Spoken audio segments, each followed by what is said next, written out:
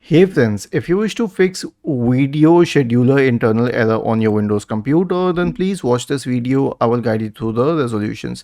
So the first solution is to update the graphics card driver. Now how will we do this? Simply search for device manager in the Windows search bar and open the device manager. Now expand the list for display adapters. Right click on the first adapter, update driver and search automatically for drivers. Right click on the second one, update driver and search automatically for drivers. The next solution is an SFC scan. So search for command prompt in the Windows search bar and click on run as administrator to open the elevated command prompt window. Type the command sfc / scan now and hit enter to invoke the SFC scan.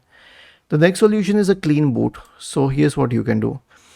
Search for system configuration in the Windows search bar and open system configuration. Go to the services tab. Check the box associated with hide all Microsoft services. If any of the service is checked, click on disable all. Click on apply, OK, and restart your computer.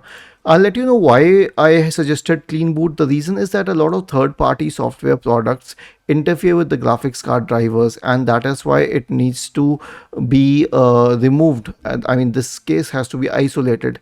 In the clean boot state, no third-party software product will launch at startup itself, though you can launch it later, but it will help you isolate the cause at least. And the last one is to disconnect peripherals. Now, why are we disconnecting peripherals to isolate the cause? Because these peripherals can push in drivers, especially printers, scanners, and cameras, and other peripherals. So when they try pushing in their drivers, these drivers interfere with the drivers in the system and cause a blue screen of death error like the video scheduler internal error. So to help with this case, you can disconnect the peripherals. Was this helpful? If yes, then please subscribe to the channel.